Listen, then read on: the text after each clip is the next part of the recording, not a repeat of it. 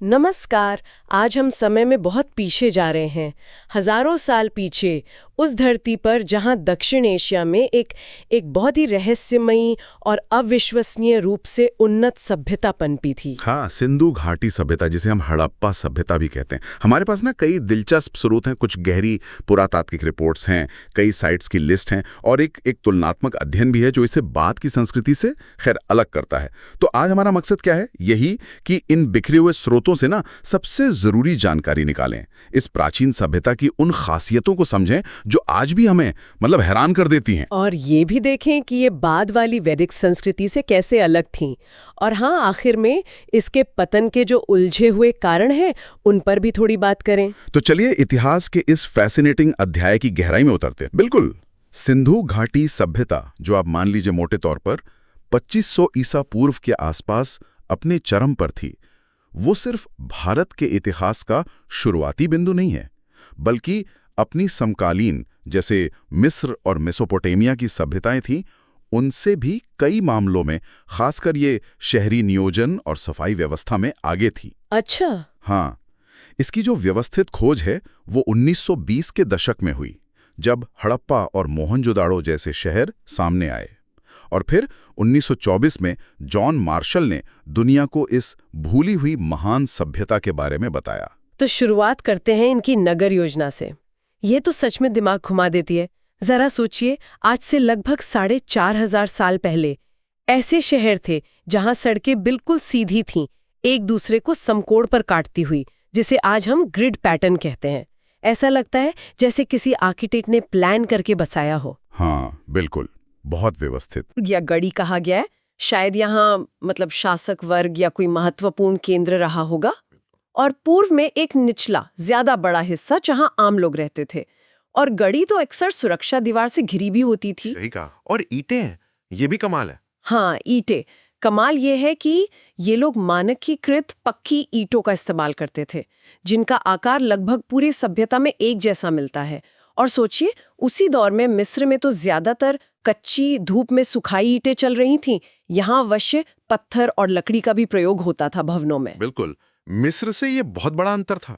लेकिन जो चीज शायद सबसे ज्यादा प्रभावित करती है वो है इनकी जल निकासी व्यवस्था, मतलब ड्रेनेज सिस्टम।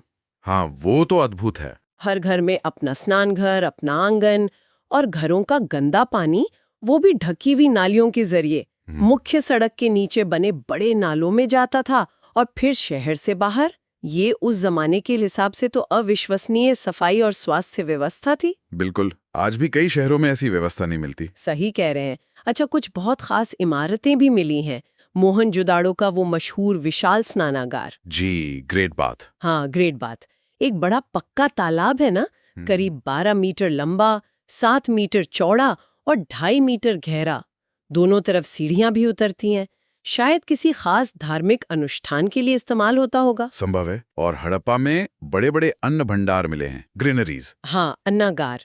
ये दिखाते हैं कि अनाज को स्टोर करने और शायद बांटने की भी कोई संगठित व्यवस्था थी। बिल्कुल। और गुजरात के लोथल में जाइए तो वहां एक ईंटों का बना ढांचा मिला है जिसे बंदरगाह या गोदीवाड़ा माना जाता है। अच्छा, ये तो उनके समुद्री व्यापार का पक्का सबूत हुआ फिर।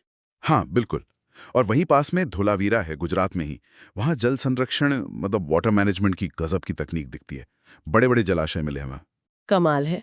घरों का डिजाइन भी देखिए, बीच में आंगन और चारों ओर कमरे।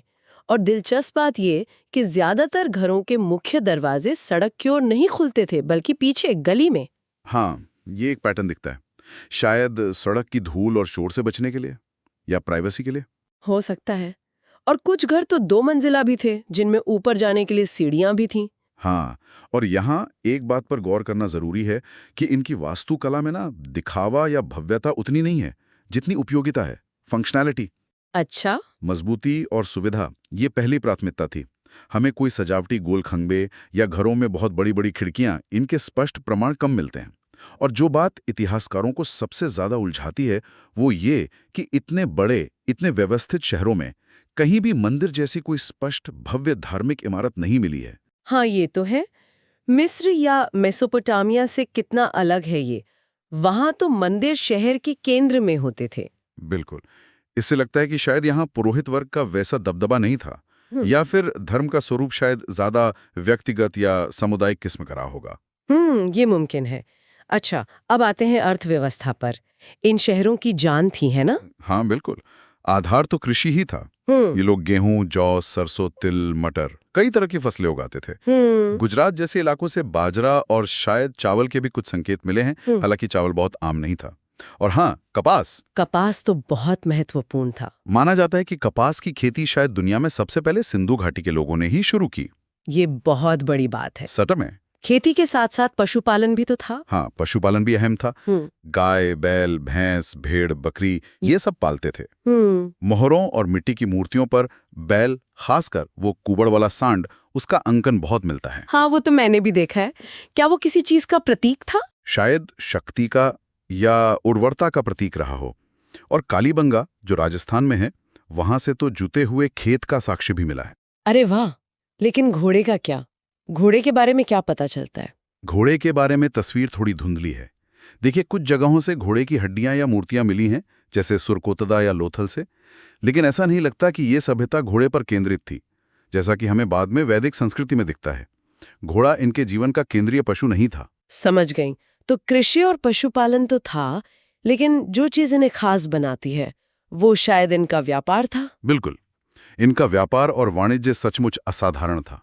सोचिए, हजारों की संख्या में मोहरें मिली हैं, एक ऐसी लिपि जो पूरे क्षेत्र में एक जैसी थी, भले ही हम उसे पढ़ ना पाए हों, और सबसे बढ़कर वजन और माप की एक मानकीकृत प्रणाली, स्टैंडर्डाइज्ड वेट्स एंड मेजर्स। वजन के बाट अक्सर 16 के गुणकों में होते थे, जैसे 16, 32, 64। अच्छा, 16 के गुणक में, ये तो दिलचस्प है। हम ये सब एक बेहद संगठित और दूर तक फैले व्यापार तंत्र की ओर इशारा करते हैं। और ये सिर्फ अंदरूनी व्यापार नहीं था, है ना? बिल्कुल नहीं। हालांकि सिक्कों का चलन नहीं था, वस्तु विनिमय यानी बार्टर सिस्टम ही चलता था, पर इनका व्यापार अरब सागर के रास्ते मेसोपोटामिया, मतलब आज का इराक तक होता था। फारस की खाड़ी के द्वीप जैसे बहरीन, जिसे शायद प्राचीन दिलमन कहते थे, और ओमान, जिसे शायद माकन कहते थे, वहां तक इनका व्यापार फैला था। क्या बात है! इतना ही नहीं, उत्तरी अफगानिस्तान में शौर्तुगाई जैसी इनकी बाकायदा व्यापारिक चौकी यानी ट्रेडिंग आउटपोस्ट भी मिली है, जो शायद मध्य एशिया से व्यापार के लिए स्थापित की गई थी। अच्छा, अफगानिस्तान में भी? जी हाँ, और मेसोपोटामिया के जो लेख मिले हैं, उनमें मेलुहा नाम की जगह का जिक्र आता है, जहां से वो कीमती लकड़ियां, तांबा, सोना, हाथी दांत जैसी चीजें मंगाते थे। ज्यादातर विद्वान मानते हैं कि ये मेलुहा सिंधु क्षेत्र ही था। वाह! तो ये लोग क्या-क्या व्यापार करते थे? मतलब क्या भेजते थे, क्या मंगाते थे? देखिए, राजस्थान की खेड़तरी खानों से शायद तांबा जाता था। टिन शायद अफगानिस्तान और ईरान से आता था, जिसे तांबे में मिलाकर कांसा बनाते थे। चांदी भी शायद वहीं से। सोना संभवतः दक्षिण भारत, कर्नाटक से आता था। कीमती पत्थर जैसे लाजवर्द यानी लैपिस लाजुली अफगानिस्तान से, फिरोजा ईरान से, गोमेद गुजरात से, सीप और शंख गुजरात के तट से मिलते थे। ये सब दिखाता है कि इनका नेटवर्क कितना फैला हुआ और जटिल था। वाह! ये तो किसी आज की ग्लोबल सप्लाई चेन जैसा लग रहा है। और इस व्यापार को चलाने के लिए जरूरी थी इनकी तकनीकी महारत और शिल्पकला। जरा इस पर भी बात करते हैं। बिल्कुल। ये लोग धातु के काम में तो उस्ताद थे ही। जैसा आपने बताया, तांबे में टिन मिलाकर कांसा बनाना जानते थे, तभी तो इसे कांस्य युग की सभ्यता कहते हैं। कांसे की बनी वो मशहूर नर्तकी की मूर्ति जो मोहनजोदड़ो से मिली है, वो उनकी धातु ढलाई मतलब मेटल कास्टिंग की कला का कितना अद्भुत नमूना है। हाँ, वो मूर्ति तो आइकॉनिक है।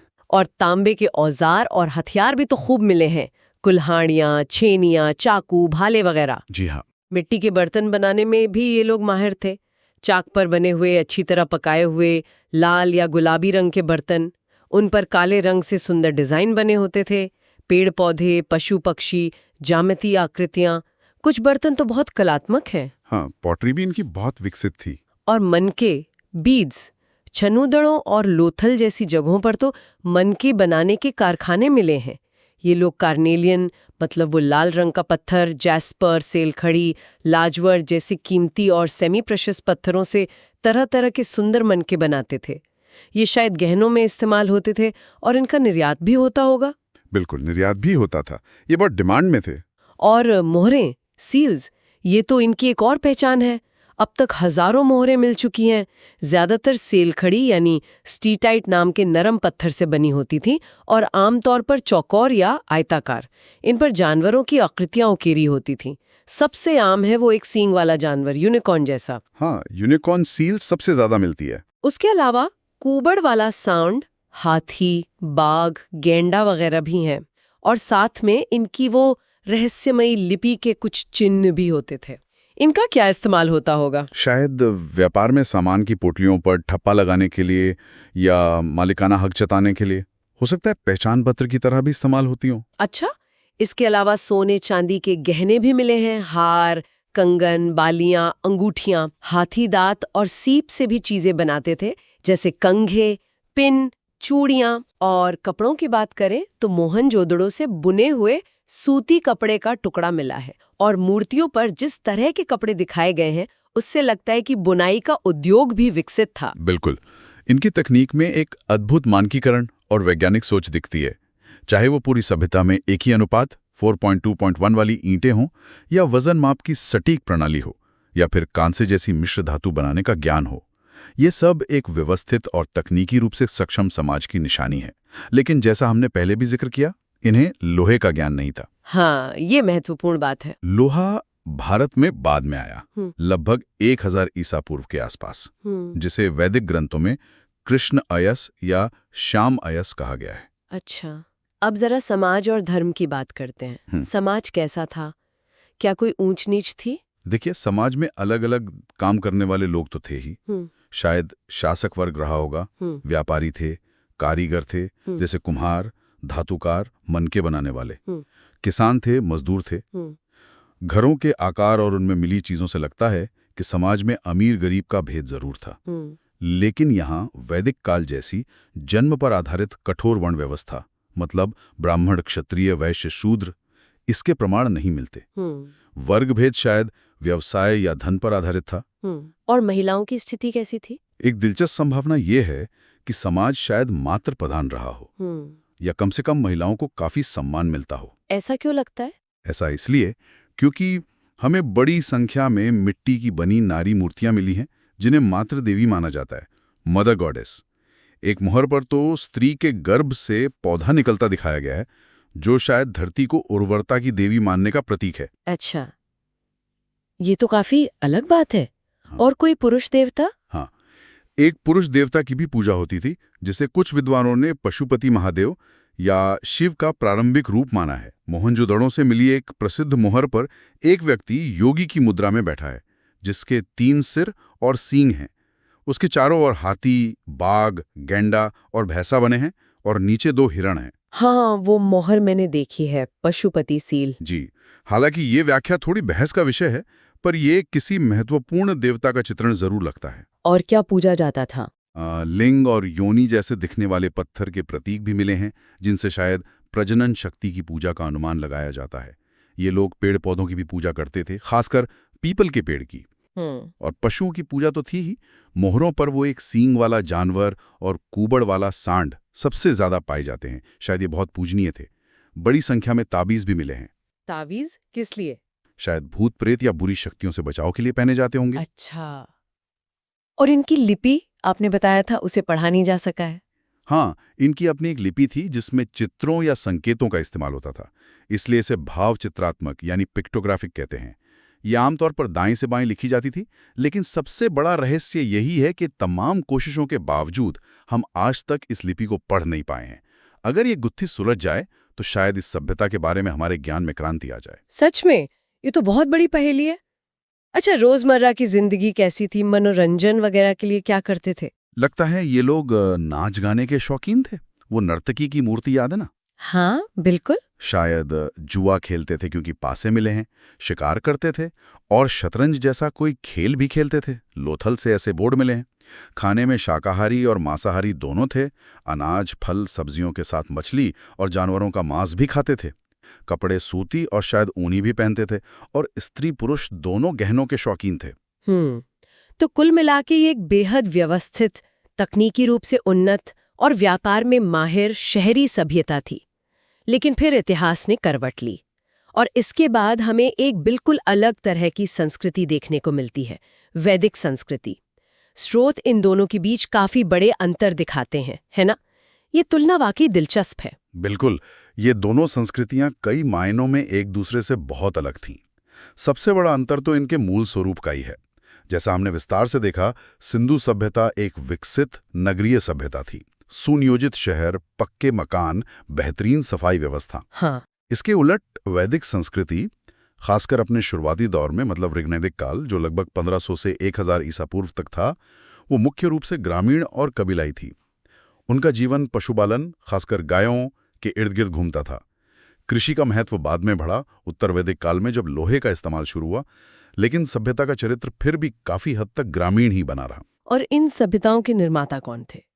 मतलब लोग कौन थे?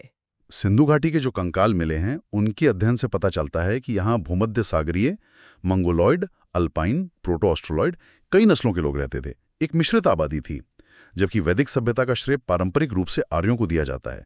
हालांकि ये आर्य कौन थे, कहाँ से आए थे, मध्य एशिया से या कहीं और से, या भारत के ही मूल निवासी थे, ये आज भी इतिहासकारों के बीच बहस का एक बड़ा मुद्दा है। अच्छा, भौगोलिक विस्तार भी अलग था, है ना? हाँ, बहुत अलग। सिंधु सभ्यता पश्चिम में बलूचिस्तान से लेकर पूर्व में पश्चिमी उत्तर प्रदेश तक और उत्तर में जम्मू से लेकर दक्षिण में महाराष्ट्र में दायमाबाद तक फैली थी। एक विशाल साम्राज्य, लगभग 13 लाख वर्ग किलोमीटर का, यानी इसका प्रभाव नर्मदा नदी के दक्षिण तक भी था। वहीं वैदिक संस्कृति का केंद्र शुरुआत में सप्तसेंद्रो प्रदेश था, यानी पंजाब और आसपास का क्षेत्र, और बाद में ये गंगा यमुना दोआब की ओर फैली, जिसे आर्यवर्त कहा गया। विंध्य पर्वत के दक्षिण में प्रारंभिक वैदिक संस्कृति के स्पष्ट प्रमाण कम मिलते हैं। और अर्थव्यवस्था, उसमें भी जमीन आसमान का फर्क लगता है? पटमाप, मोहरे, बंदरगाह, सब कुछ था। दूसरी तरफ शुरुआती वैदिक अर्थव्यवस्था मुख्य रूप से पशुचारण पर आधारित थी। गाय संपत्ति का मुख्य पैमाना थी। व्यापार उतना संगठित नहीं था, वस्तु विनिमय ही होता था। ऋग्वैदिक काल में बलि नाम का एक स्वैच्छिक उपहार या नजराना राजा को दिया जाता था। कोई नियमित टैक्स व्यवस्था नहीं थी। समाज में भी अंतर था। आपने बताया सिंधु समाज में मातृदेवी की पूजा प्रमुख थी, शायद महिलाओं की स्थिति बेहतर थी, वर्ण व्यवस्था नहीं थी। हाँ, वर्ग भेद था, पर जन्म आधारित वर्ण व्यवस्था नहीं। वहीं वैदिक समाज स्पष्ट रूप से पितृसत्तात्मक था। पिता परिवार का मुखिया होता था, और यहाँ धीरे धीरे वर्ण व्यवस्था ब्राह्मण, क्षत्रिय, वैश्य, शूद्र विकसित हुई, जो उत्तर वैदिक काल तक काफी कठोर हो गई और जन्म पर आधारित हो गई। हालांकि ऋग्वैदिक काल में ये थोड़ी लचीली और कर्म आधारित थी। और धार्मिक मान्यताओं का क्या ये सिर्फ अलग-अलग भगवानों की पूजा कर रहे थे या उनकी पूरी सोच ही अलग थी? ये बहुत महत्वपूर्ण अंतर है। सिंधु घाटी में हमें मूर्ति पूजा के संकेत मिलते हैं। मातृदेवी, पशुपति, लिंग योनि पूजा, पेड़ पशु पूजा। ये कर्मकांड से ज्यादा व्यक्तिगत आस्था या प्रकृति पूजा पर आधारित लगता है। जबकि वैदिक धर्म, खासकर शुरुआत में, मूर्ति पूजा पर आधारित नहीं था। यहाँ यज्ञ और स्तुति का केंद्रीय स्थान था। अच्छा, यज्ञ। हाँ, यज्ञ। वे प्रकृति की शक्तियों की पूजा करते थे, जैसे इंद्र, वर्षा और युद्ध के देवता, अग्नि, यज्ञ के देवता, वरुण, नैतिक व्यवस्था के देवता, सूर्य वगैरह। और इनमें पुरुष देवताओं का वर्चस्व था। यज्ञ बड़े पैमाने पर होते थे, जिनमें पशु बलि भी दी जाती थी। तो हाँ, ये सिर्फ देवताओं का अंतर नहीं, बल्कि धार्मिक अभिव्यक्ति और शायद विश्व दृष्टि का भी अंतर था। तकनीक में भी तो अंतर था। हाँ, सिंधुवासी कांसे के बेहतरीन कारीगर थे, अपनी लिपि जानते थे, नगर नियोजन में माहिर थे, पर लोहा नहीं जानते थे। वैदिक लोग शुरू में लिखना नहीं जानते थे। उनका सारा ज्ञान मौखिक परंपरा, मतलब श्रुति और स्मृति पर आधारित था। वे तांबे का इस्तेमाल करते थे, पर बाद में उन्होंने लोहे की खोज की, और इस लोहे ने उनके जीवन में बड़ा बदलाव लाया। खेती के बेहतर औजार बने, ज्यादा मजबूत हथियार बने। एक और पहलू है स्वभाव का। हाँ। आपने कहा सिंधु सभ्यता शांति प्रिय लगती है। हाँ, ऐसा लगता है। उनकी खुदाई में हथियार बहुत कम मिले हैं। किलेबंदी भी ज्यादातर रक्षात्मक लगती है। इससे अंदाजा लगता है कि वे शायद ज्यादा शांतिप्रिय लोग थे। इसके विपरीत वैदिक साहित्य, खासकर ऋग्वेद, युद्धों के वर्णन से भरा पड़ा है। इंद्र को पुरंदर यानी किलों को तोड़ने वाला कहा गया है। हाँ, ये तो सुना है। रथ और घोड़े युद्ध में अहम भूमिका निभाते थे। दशराग्य युद्ध जैसे बड़े संघर्षों का जिक्र मिलता है। इससे लगता है कि वैदिक आर्यों के जीवन में युद्ध का एक महत्वपूर्ण स्थान था। तो फिर इतनी महान, इतनी व्यवस्थित सभ्यता आखिर खत्म कैसे हो गई? लगभग 1900 या 1800 ईसा पूर्व के आसपास इसके शहर क्यों उजड़ने लगे? कोई एक जवाब नहीं है ना? बिल्कुल सही कहा। इसके पतन का कोई एक कारण नहीं था और ये अचानक भी नहीं हुआ। ये एक धीमी प्रक्रिया थी जो शायद कई सदियों तक चली। पहले एक थ्योरी बहुत चलती थी, आर्यों का आक्रमण, कि बाहर से आए आर्यों ने हमला करके इस सभ्यता को नष्ट कर दिया। हाँ, ये मैंने भी पढ़ा है। लेकिन अब इस सिद्धांत को ज्यादातर इतिहासकार नहीं मानते, क्योंकि इसके लिए कोई ठोस पुरातात्विक सबूत नहीं मिले हैं। और दूसरी बात, सिंधु सभ्यता के बहुत सारे तत्व जैसे पूजा पद्धतियां, कला, मापतौल, वो बाद की भारतीय संस्कृति में भी जारी रहे। अच्छा, तो मतलब वो पूरी तरह नष्ट नहीं हुई? ऐसा लगता है कि पूरी तरह नष्ट नहीं हुई, बल्कि उसका रूप बदल गया, वो रूपांतरित हुई। अब ज्यादा जोर प्राकृतिक और पर्यावरणीय कारणों पर दिया जाता है। जैसे कि? जैसे जलवायु परिवर्तन, क्लाइमेट चेंज। हो सकता है कि मॉनसून का पैटर्न बदला हो, लंबे समय तक सूखा पड़ा हो, इससे खेती चौपट हो गई हो, नदियां सूख गई हो। ये तो बहुत बड़ा कारण हो सकता है। बिल्कुल। फिर भूगर्भीय हलचल भी एक वजह हो सकती है, मतलब भूकंप। ये इलाका भूकंप की दृष्टि से संवेदनशील है। बड़े भूकंपों ने शहरों को तबाह किया हो सकता है, उनकी जल निकासी व्यवस्था को नष्ट कर दिया हो सकता है। और नदियों का रास्ता बदलना या सूख जाना, ये भी एक बहुत महत्वपूर्ण कारक माना जाता है। हो सकता है सिंधु नदी ने अपना रास्ता बदल लिया हो, जिससे मोहनजोदड़ो जैसे शहर पानी की कमी से जूझने लगे हों। या फिर घग्गर हागरा नदी, जिसे कई लोग प्राचीन सरस्वती नदी मानते हैं और जिसके किनारे बहुत सारी हड़प्पाई बस्तियां थी, वो धीरे धीरे सूख गई हों। कुछ जगहों पर भयंकर बाढ़ आने के भी सबूत मिले हैं। तो बाढ़ भी, सूखा भी, भूकंप भी? हाँ, कई चीजें एक साथ हो सकती हैं। इनके अलावा आर्थिक कारण भी रहे होंगे, जैसे मेसोपोटामिया के साथ व्यापार में गिरावट आ गई हो, जिससे इनकी अर्थव्यवस्था कमजोर पड़ गई हो सकता है आंतरिक प्रशासन ढीला पड़ गया हो और वे अपने शानदार शहरों और उनकी व्यवस्थाओं का रखरखाव न कर पाए हों। जनसंख्या का दबाव, संसाधनों का जरूरत से ज्यादा इस्तेमाल, ये भी भूमिका निभा सकते हैं। तो कुल मिलाकर ऐसा लगता है कि किसी एक विलन जैसे आर्य आक्रमण को दोष देने के बजाय ये कई सारी चीजों का मिला-जुला नतीजा था। प्राकृतिक आपदाएं, पर्यावरण में बदलाव, आर्थिक दबाव और शायद अंदरूनी कमजोरियां भी। और ये महान शहरी सभ्यता धीरे धीरे अपनी चमक खोती गई। लोग शायद छोटे गांव और कस्बों की ओर चले गए और इसका स्वरूप बदल गया। तो आज इस गहन पड़ताल में हमने देखा कि सिंधु घाटी सभ्यता अपनी नगर योजना, सफाई व्यवस्था, व्यापार नेटवर्क, शिल्प कौशल और एक जटिल सामाजिक ताने बाने में कितनी अद्भुत और अपने समय से कितनी आगे थी। हमने ये भी समझा कि ये बात की वैदिक संस्कृति से कितनी अलग थी और कैसे कई जटिल कारणों के चलते इसका पतन हुआ, जो शायद एक क्रमिक बदलाव था, एकदम से अंत नहीं। हाँ, और ये सभ्यता में बहुत कुछ सिखाती है। ये मानव संगठन और तकनीकी क्षमता की ऊंचाई दिखाती है, लेकिन साथ ही ये चेतावनी भी देती है कि कोई भी सभ्यता चाहे कितनी भी उन्नत क्यों न हो, वो पर्यावरण में होने वाले बदलावों और बाहरी परिस्थितियों के प्रति संवेदनशील होती है। स्थिरता कोई स्थायी चीज नहीं है। कि सोचने के लिए वो अनसुलझी लिपि, सिंधु घाटी के लोग क्या सोचते थे, क्या लिखते थे, उनका साहित्य, उनका इतिहास, उनकी कहानियां क्या थीं, ये सब उस लिपि के रहस्यों में दफन है। जरा सोचिए, अगर हम उसे पढ़ पाते तो इस महान सभ्यता के बारे में, उनके उत्थान और पतन के बारे में हमारी समझ कितनी बदल जाती। क्या उनकी उस टिकाऊ शहरी योजना में, उनके जल प्रबंधन में या उनके पतन के कारणों में आज के हमारे शहरों, हमारे समाज और हमारी अपनी चुनौतियों के लिए कोई सबक छिपा है? इस पर विचार जरूर करें।